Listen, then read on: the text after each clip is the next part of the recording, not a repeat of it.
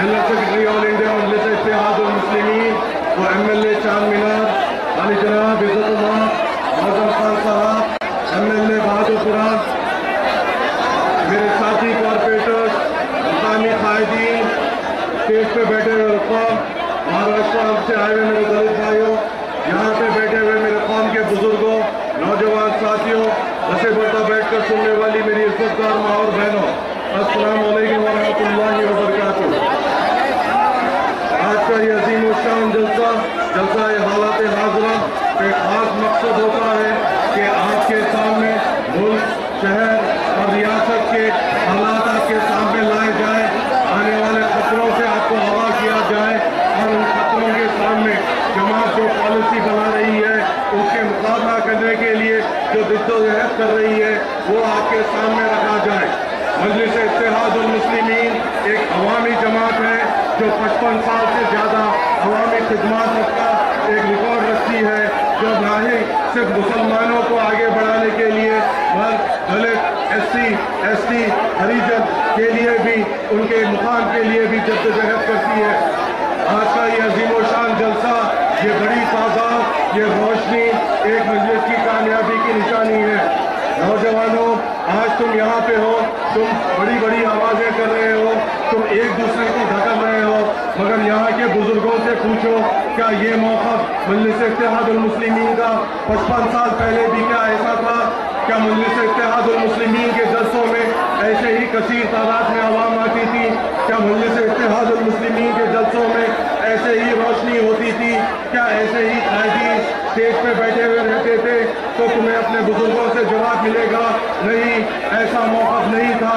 मुसलमान खौफ की हालत में था, मुसलमान डरता था बाहर निकलने, मुसलमान का कोई नुमाइंदा नहीं होता था।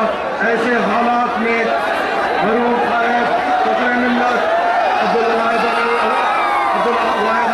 रहमान हमारे दरमियान में आए, हमें हिम्मत बताई, हमारी हिम्मत बढ़ाई और हमारी एक आवाज़ बनाई। उनके बाद सालार मिल्लत रहमान ने इस कश्ती को, इस कारवान को आगे बढ़ाया और बुलंदियों पर लेके गए। उसके बाद सदर मजलिस बैरिस्टर असदुद्दीन अवैसी साहब की क़यादत में मजलिस इत्तेहादुल मुस्लिमीन आज एक अजीम शान मुकाम पे है, जहाँ मजलिस इत्तेहादुल मुस्लिमीन मुसलमानों, दलितों के हक में कई अजीम शान फैसले ले रही है। आज का ही वाक़या है, आज मजलिस इत्तेहादुल मुस्लिमीन ने शहर हैदराबाद के लिए एक अजीम शान बजट पेश किया। 4,599 करोड़ का बजट रखा, जिसमें कई किस्म के तरक्याती काम और नए नए इनिशिएटिव रखे गए। जब मजलिस इत्तेहादुल मुस्लिमीन का मेयर जब बल्दिया में आया तो बल्दिया फाइनेंशियल क्राइसिस में थी, तरक्याती काम करने के लिए पैसे नहीं थे। नौजवानों, मैं तुम्हें तुम्हारी क़यादत के फैसले बता रहा हूँ। मजलिस इत्तेहादुल मुस्लिमीन के कुछ ऐसे अजीम शान फैसले हुए कि बल्दिया में फाइनेंशियल मजबूती आई। पहले साल हमने रेवेन्यू पे कॉन्सेंट्रेट किया और रेवेन्यू बढ़ाया और उसके साथ ही साथ तरक्याती कामों को आगे बढ़ाया। दूसरे साल जब फाइनेंशियल कंडीशन स्टेबल हुआ तो हमने और तरक्याती काम आगे बढ़ाए। एक कॉर्पोरेटर को, जो 150 कॉर्पोरेटर का GHMC होता है, जिसमें और 5 कॉर्पोरेट मेंबर होते हैं, उन्हें 1-1 करोड़ रुपए दिया एक हल्के को डेवलप करने के लिए। आज जब हमने बजट पेश किया तो एक कॉर्पोरेटर को 1.5 करोड़ रुपए दिए। उसी के साथ साथ कुछ ऐसे कारनामे किए जो हुकूमत भी नहीं कर सकी। मजलिस इत्तेहादुल मुस्लिमीन के कायदीन ने कुछ ऐसे फैसले लिए। हमने फ़ख़्र मिल्लत रहमान को खिराज अक़ीदत देते हुए एक फूड सब्सिडी स्कीम का लॉन्च किया। ये फूड सब्सिडी स्कीम ऐसी स्कीम है जिसमें गरीब आवाम को 5 रुपए में दोपहर का खाना दिया जाएगा। ये खाने की कीमत 20 रुपए होगी। ये खाने की कीमत 20 रुपए होगी, मगर सिर्फ आवाम के ऊपर 5 रुपए का बोझ डाला गया और बाकी के 15 रुपए बल्दिया की तरफ से दिए जाएंगे।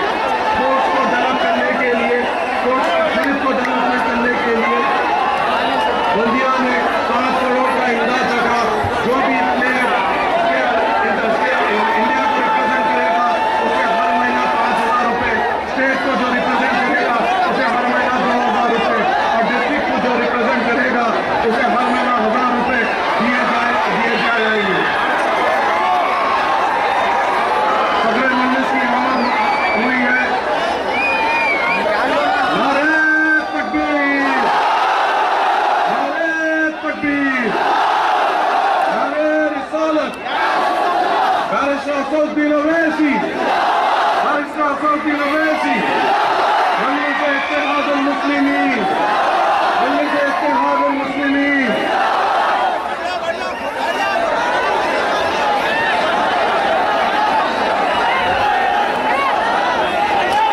सदर मजलिस की आमद हुई है। मैं मेरी तकरीर को आगे बढ़ाते हुए फिर हमने हैदराबाद में जो टोटल हमेशा से पानी, बरसात के पानी के ऊपर जो हमेशा हैदराबाद डिपेंडेंट होता है, कभी कभी साफ सुथरे पानी की किल्लत होती है, उसको शहराने हैदराबाद को साफ सुथरा पानी पिलाने के लिए 20 करोड़ रुपए का एक बजट एलोकेशन दिया, जहाँ पे 400 RO प्लांट सालार मिल्लत अलैहि रहमा के नाम पे लगा दिए जाएंगे, जिसकी वजह से शहर हैदराबाद को साफ सुथरा पानी पिलाया जाएगा। ऐसे बहुत सारे अजीम और शान फैसले कायदीन ने किए हैं, जिससे हमारा मौका बना है। और ये सिर्फ हैदराबाद के तरक्याती काम में आपके सामने सुना रहा हूँ। आप ये देखिए कि क़यादत ने सारे मुसलमानों के लिए क्या क्या किया है। आज आप और हम एक अजीम तादाद में फायदेमंद सदर मजलिस को देखने यहाँ पे आते हैं। ये एक मोहब्बत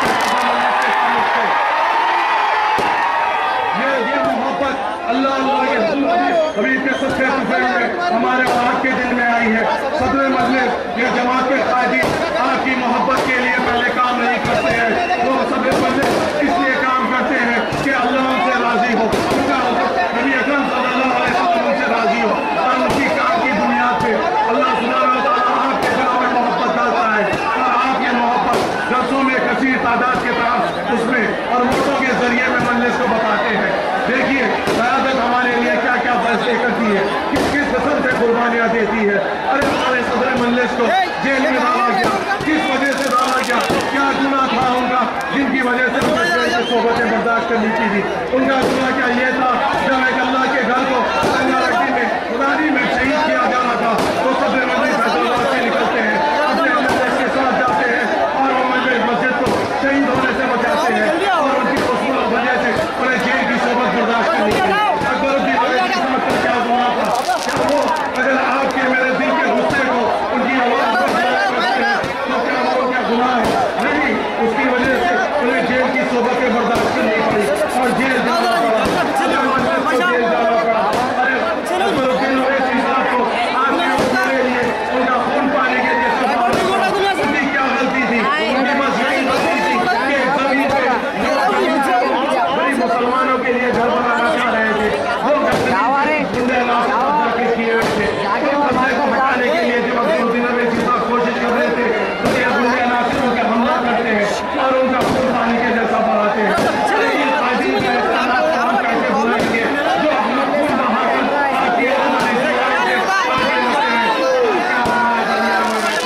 जमात के कामों में जमात के जो होते हैं एक अजीम और शामिल एक आप देखिए जब आगे चलते हैं हमारे लिए जेल की सोबतें या वजीफा होना या शहर बदल होना ये हमारे लिए कोई नई बात नहीं है। अपने मिल्लत अलैहि रहमा को जेल की सोबतें बर्दाश्त करनी पड़ी, हमारे मिल्लत अलैहि रहमा को जेल की सोबतें बर्दाश्त करनी पड़ी। सदर मजलिस अशरफुद्दीन ओवैसी साहब को जेल की सोबतें बर्दाश्त करनी पड़ी, अकबरुद्दीन ओवैसी साहब को जेल की सोबतें बर्दाश्त करनी पड़ी। अरे SP साहब, मैं तो आपको ये कहूँगा, यहाँ के SP मैडम जरा सुन ले, अगर मजलिस इत्तेहाद मुस्लिमीन का ये कारनामा है कि 32 साल के सबसे यंगेस्ट नौजवान मेयर को हैदराबाद में मुंतखब किया, जिनके प्रोटोकॉल के अंदर आपके DIG साहब भी आते हैं, मगर एक बात मैं